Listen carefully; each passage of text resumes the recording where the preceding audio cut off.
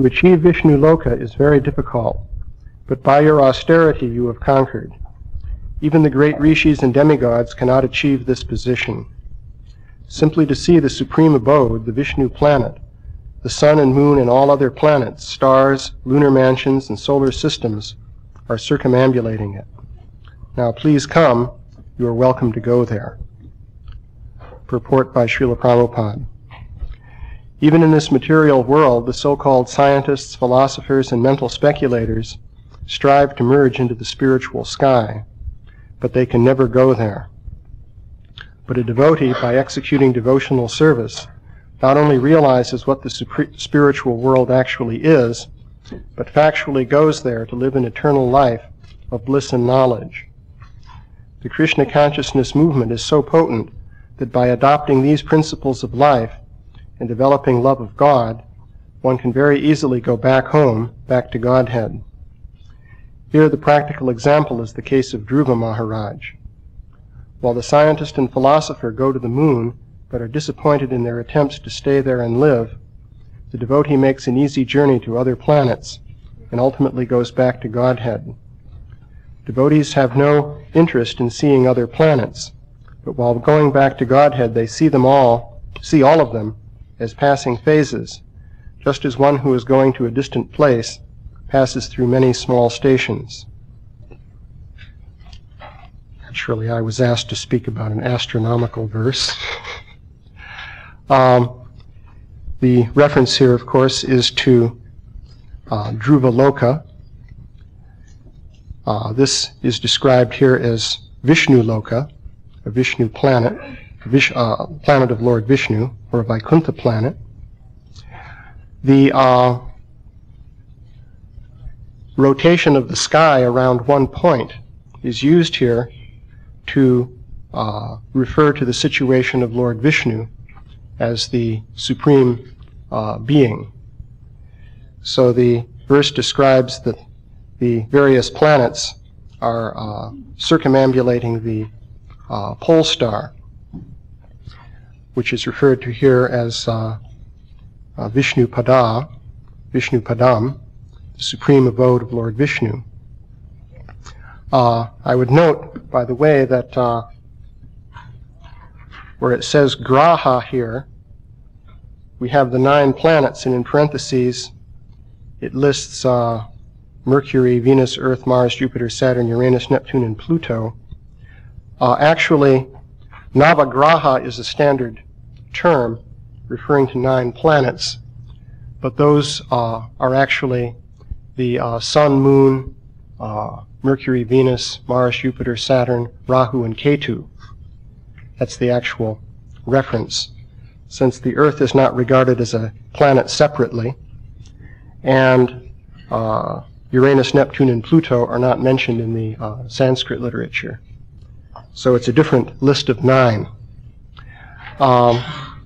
So these planets are understood to be circumambulating around the Polestar. And in fact, that is something you can see at night. I believe not too long ago I discussed the same topic. But in any case, if you look to the north early in the morning at about an angle of 30 degrees up from the horizontal, you'll see a star, which is in modern terms called Polaris, and that is the pole star. So, and if you spend some time at night watching, you'll see that all of the stars, planets, and so forth are rotating around that as a pivot point. So that is being referred to here.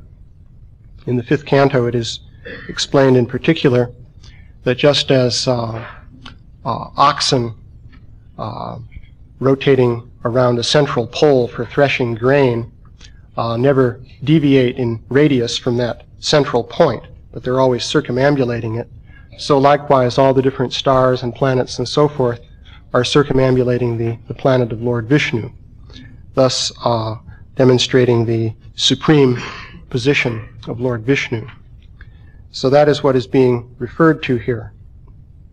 Now, of course, in modern scientific terms, this particular example may be disappointing to many people because they will understand the rotation of all the stars and planets around the Polestar as being due to the rotation of the Earth on its axis. So if you have the perspective that the entire universe is rotating around one axis, then of course that's very impressive because it's the entire universe. But if you're thinking that, well, the apparent rotation of these stars and planets around one axis is simply due to the rotation of the Earth around its axis, then that's not so impressive, because the Earth is a very small and insignificant speck in the vastness of the universe. And furthermore, one could argue that the particular direction of its spin axis is not such an important thing. So I mention this because that would certainly be the perspective of people who are following modern scientific thinking, which would cover quite a few people. So what then can we say about this? Actually, from the scientific perspective, and of course Prabhupada himself has said this, the Earth is just an insignificant speck, just like a little point of dust in the vast expanse of the universe. And if in its spin it happens to be spinning along a certain axis pointing to a particular star, well, what does that signify? It's just a little speck that happens to be spinning, and there are many other little spinning specks also, which may be pointing in a variety of different directions. So this is how one could debunk the example, you might say. But we have to be careful in how we understand these things. Another point concerning the scientific picture is that the spin axis of the Earth is precessing like a top. You know, if you set a top to spinning on a table or something like that, the axis of spin will revolve around like this. Well, likewise, the axis of spin of the Earth is revolving slowly in a big circle.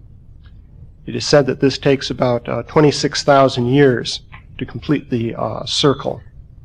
And this is called the precession. The shifting of the equinoxes relative to the stars in the zodiac is also due to this precession of the spin axis of the Earth. So what that means is that the Polestar is not always the same. And of course all the astrologers, astrological fans will be well acquainted with this. So right now, curiously enough, there is a Polestar. That is, there's a star very close to the axis of rotation, which is called Polaris. It's getting closer, according to modern astronomy, and sometime, I believe in the next century, it reaches its closest point to the pole. If you go back 1,000 years, there was no star close to the polar axis. And if you want to go to the point when there was previously a star very close to the polar axis, actually it takes you back to around 5,000 years ago, which is interesting in terms of dates, because at that time a different star, which is called Thuban or Alpha Draconis, was at the polar axis. So that is the astronomical picture. So what does this all mean in terms of the text of the Bhagavatam and its reference to the Polestar as Vishnu-loka? Well, the first point to consider is that we, of course, have experience directly through our senses of the gross physical world. And, of course, the gross physical world is laid out in 3 dimensions, X, Y, and Z, you could say. There is time within the gross physical world that proceeds from past to present to future in a more or less linear fashion. So we're accustomed to that way of seeing things. But the gross physical world is not by any means the sum total of what exists. In addition to that, first of all, there are subtle levels of material existence. And beyond that, there's the spiritual realm of existence. So, from the standpoint of the total system of reality, the physical world that we know is actually quite insignificant. It's only a very tiny part of the totality. Now, we are connected to this physical world through consciousness, because we don't actually belong to this world. We're spirit souls. So if we are spirit souls, then why is it that we're seeing everything through the senses of this body? So that now I have to put glasses on in order to read this book. So, what is going on? Why is the spirit soul limited in this way? Well, basically, the consciousness of the spirit soul, for various reasons which one may discuss, is directed through the physical sense organs of the body. And thus, what you see and what you perceive is conditioned by the physical senses and by the basic layout of the gross physical world. So we tend to think of everything in terms of the gross physical world. We're limited in that way. Now, if you could detach your senses from the gross physical world and come, say, to the subtle platform of existence, you would see things quite differently. And in fact, that happens fairly easily. It's known as death. Basically, it's very easy for this to happen, not at all difficult. So, if you die, then your soul, you are the soul, of course, becomes disconnected from the gross physical senses, and you begin to see on the subtle material platform. Only if the soul is liberated can you see on the spiritual platform. Now, it is also possible to do this in a temporary fashion. There are out-of-body experiences and trance states of various kinds and so forth, in which people are able to directly experience the subtle platform of existence. One thing that is immediately observed on that level is that time and space are different from what they are in gross three-dimensional experience. Somehow, for example, time seems to function differently on the subtle platform. One can see past, present, and future. We read about sages that can, that are three kalagya. They can see past, present, and future. Well, in fact, it is observed that as soon as one begins to perceive on the subtle platform, the distinction between past, present, and future becomes blurred. For example, experiments by parapsychologists in remote viewing indicate this. Remote viewing, briefly, is the effort to see something without using the ordinary senses. For example, I might try to see what someone in New York City is doing right now. Now, oddly enough, people are able to do this. Some people are more capable of it than others, and apparently the ability to do this can be enhanced by training. But it is possible to see what is going on at a distant place through the subtle senses, as opposed to the gross physical senses. And one thing that is observed is that what one sees at a distant place may belong to the past, the present, or the future. One isn't limited to this particular moment of the present, as we are with the gross physical senses. Also, people in the out-of-body state experience that travel from one point to another is different from what we normally experience. Furthermore, even seeing is different. After all, when we see, we are using these eyeballs, which are little balls of jelly with a lens arrangement, sort of like a camera. That's the comparison that's always made. So we can only see by picking up light that happens to come into the orifice of the eye, at a certain angle and is then focused on the retina, and so on. But if you're out of the body, what are you seeing with? Certainly not the same eyeballs. In fact, seeing on the subtle platform is a completely different kind of experience. One can see all sides of an object, for example. This kind of thing is reported. So this is the subtle platform.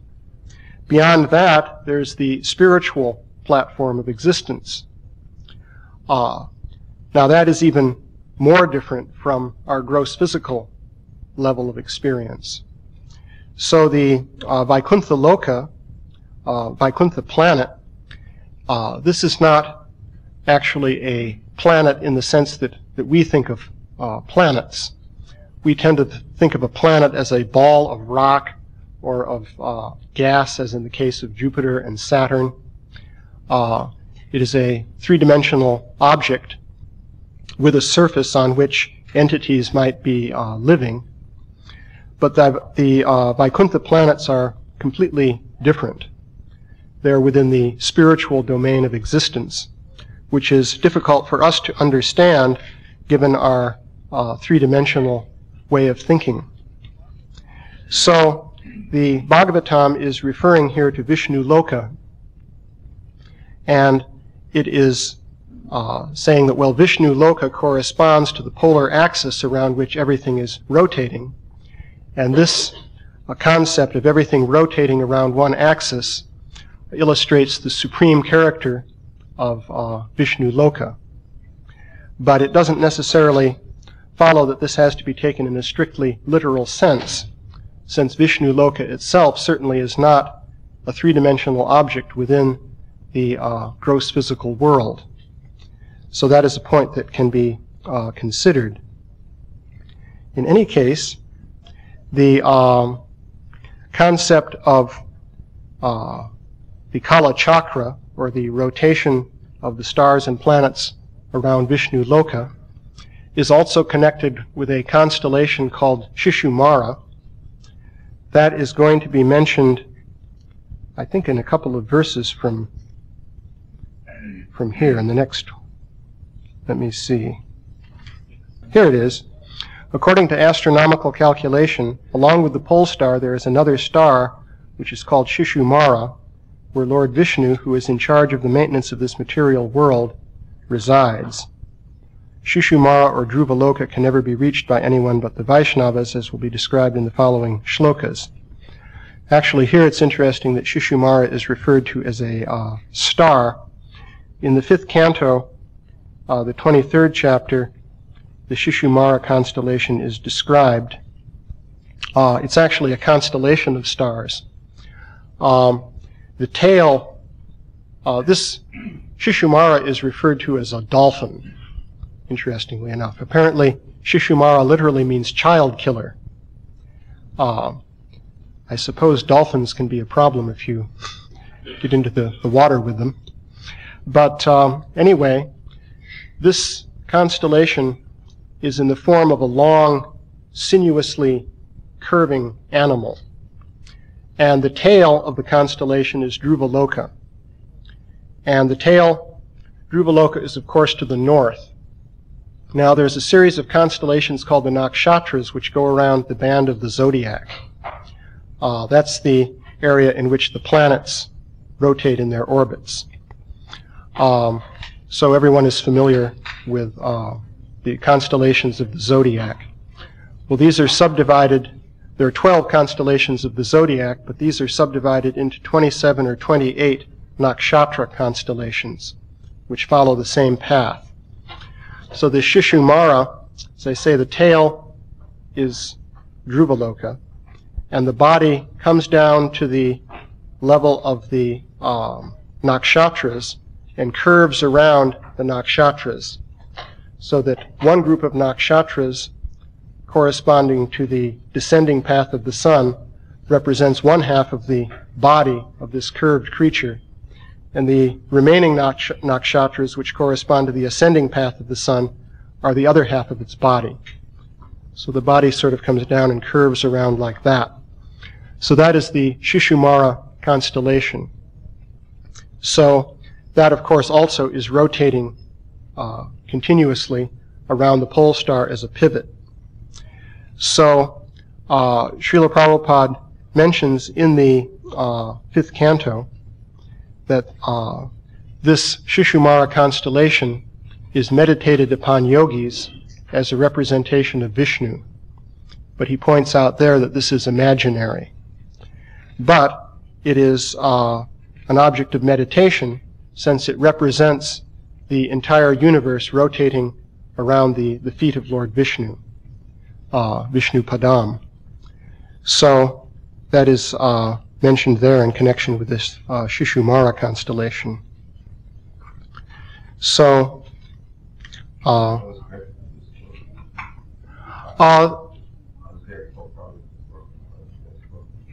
yes, there was a Badanarayan Murti, was a South Indian man who was part of the Bhaktivedanta Institute for a period of time back in the 1970s, and he said that it meant scorpion. In fact, he even had drawings showing a scorpion dangling down. I guess a scorpion could kill children also, more easily than a dolphin, generally speaking. So, yeah, that's been stated. But, and I suppose it's shaped more like a scorpion also. If you imagine a tail, and then the thing swerves around in a big circle. But anyway, are there any questions? Yeah? So, first, Vishnu Padam, we refer to the Vishnu planet as non-material. Mm-hmm. And then that distinct from what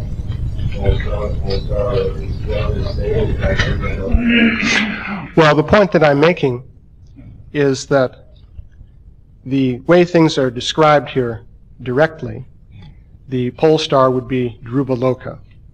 And so if what you see is the pole star, then that must be Dhruva-loka. But the point I'm making, 2 points. One is, if you look at this from the scientific point of view, which many people will, then it must be considered that the particular star that we now call the pole star has been so only for the last few hundred years. And within a few hundred years it will cease to be the pole star, because gradually it will shift away from the polar axis. So in that sense, that particular star could not be identified as the Vishnu planet that is being referred to. So that was the first point that I was making. Secondly, also from the scientific point of view, the spin axis of the Earth is not a highly significant factor, the Earth being very insignificant. You see, if you're thinking of the entire universe revolving, that of course is a very impressive and important thing. So the concept of a person standing on Earth who sees the entire universe as revolving around one point is used here to refer to the supreme status of Vishnu. Now I went on to point out that Vishnu-loka, being a spiritual planet, is not subject to the limitations of three-dimensional space and time. So it is not a little ball sitting somewhere in three-dimensional space. It is completely transcendental to three-dimensional space and time. Of course, it is possible that Vishnu-loka could be associated with a ball in space in the same sense, for example, that Goloka Vrindavan is associated with a tract of land in India.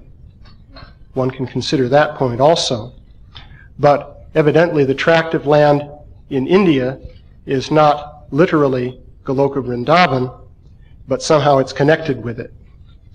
There's a trans-dimensional connection there. So, but Goloka Vrindavan and the tract of land in India are not literally the same thing. Rather, what one sees in India is a covering over Goloka, the covering of Maya, which prevents you from seeing the real thing. So in any case, Vaikuntha-loka is transcendental and beyond the three dimensions of this world. Yeah? That is in the same way, or they're different things? Well, I mean, I understand that what we call a Polestar may not have anything to do with.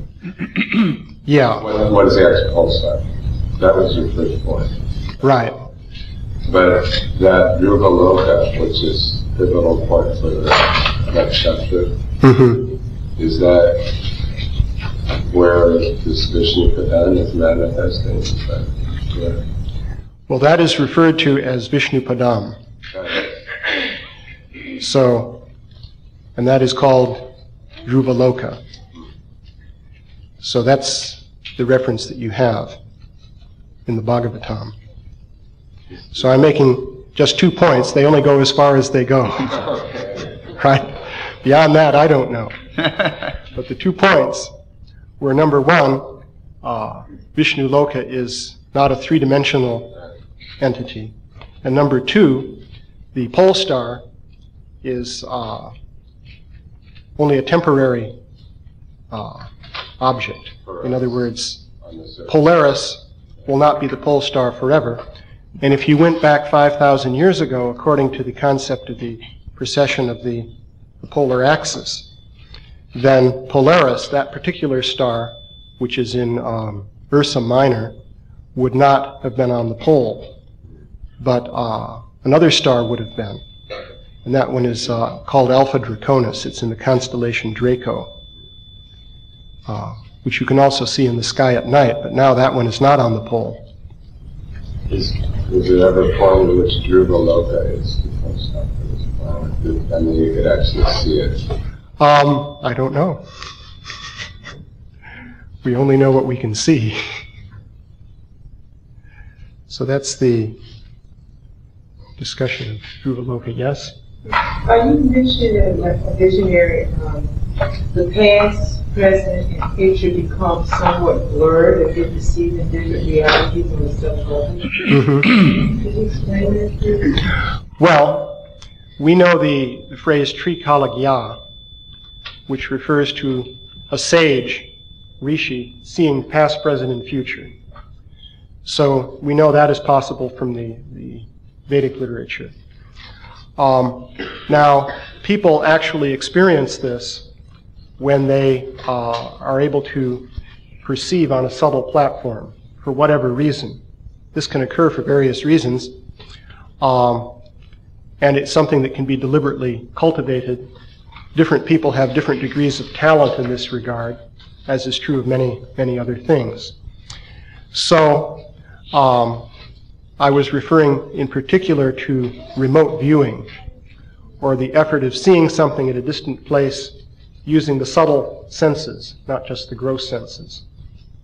And people who have done that have experienced that they can see what is in the past or what is in the future. It doesn't seem to matter. So that what people see, as far as they can tell, they don't really know whether it's in the future or in the past. They're just seeing it. Experiments have been performed in which, let's say, you have two people, a viewer who sits back in a particular room, and then a target person who goes to a particular site to see something.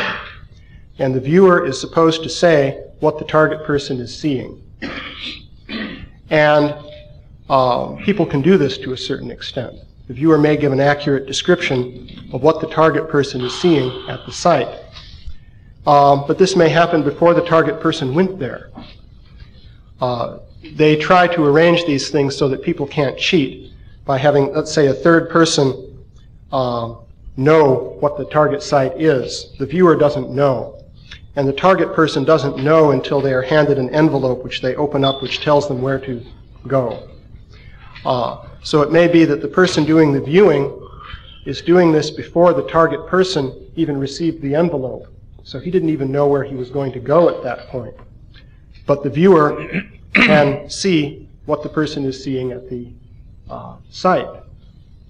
But the person hasn't gone there yet. So it would seem that the viewer is seeing the future. Likewise, one can also see the past.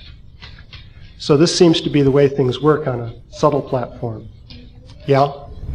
This seems perhaps relevant to the fact that the Bhagavatam seems sometimes to be non-chronological.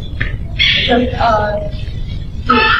the persons who are writing the Bhagavatam are pre-Kalaga, and everything becomes a little blurry, the most important emphasis is, of course, the subject matter of the Bhagavatam, the glorification of the Lord.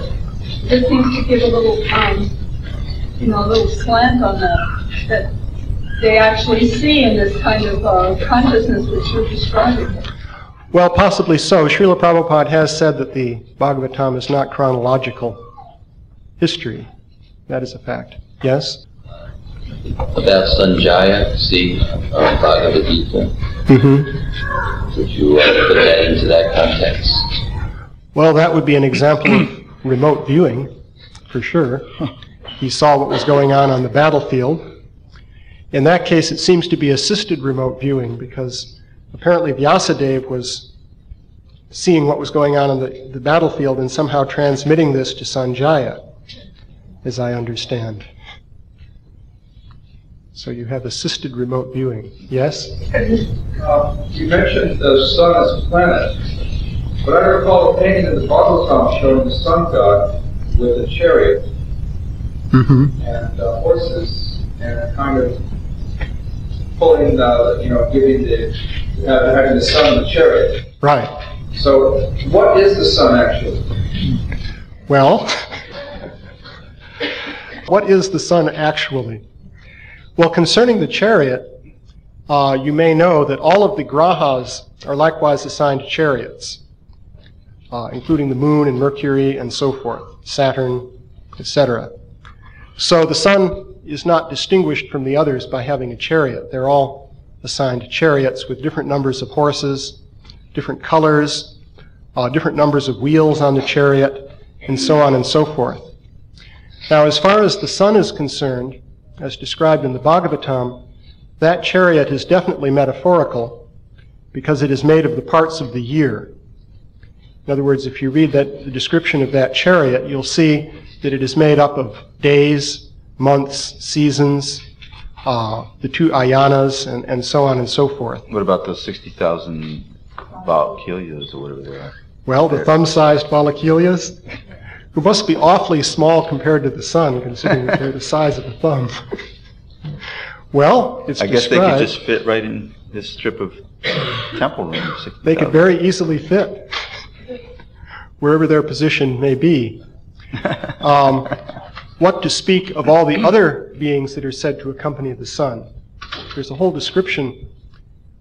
In a 12-month period, different cohorts of beings take turns following the sun in its path, I guess on a monthly basis. That's also described in the Bhagavatam. But the chariot, as described, is certainly made up of days, months, and so forth. And the wheel of the sun's chariot in particular is a metaphor for the year. For example, it has 360 spokes. Interestingly enough, this description is also given in the Rig Veda. It's curious that some scholars say, well, the Bhagavatam was written deliberately in archaic Sanskrit so as to make it look old. This is a thing that some scholars say. Then other scholars point out that many of the archaic features of the Bhagavatam cannot be traced. No one can figure out where they came from.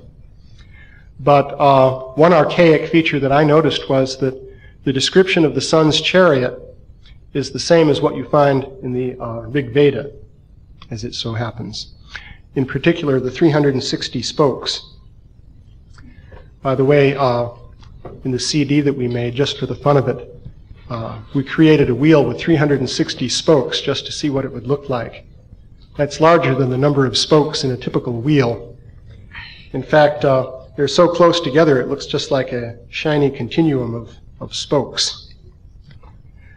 But, so any other questions or comments? Yeah? Well, are they like chariots that are pulling a planet? Because what I understand is the all the planets are like heavenly planets, beings that live there, different characteristics?